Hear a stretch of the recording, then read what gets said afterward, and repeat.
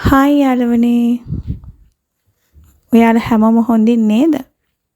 අදත් මං ආවා ඔයාලට වීඩියෝ එකක් අරගෙන.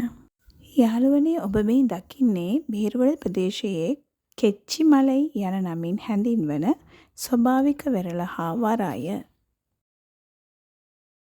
ඔයාලා දන්නවද මෙන්න මේ මුහුදු වෙරළට පොඩි ඉතිහාසයක් තියෙනවා. ඒ මොකක්ද?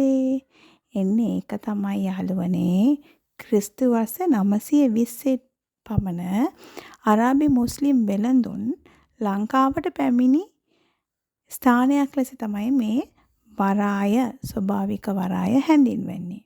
මෙම ස්වභාවික වරාය පසු කාලීනව ඒ කියන්නේ 1965 දී නවීන කරන ලදී.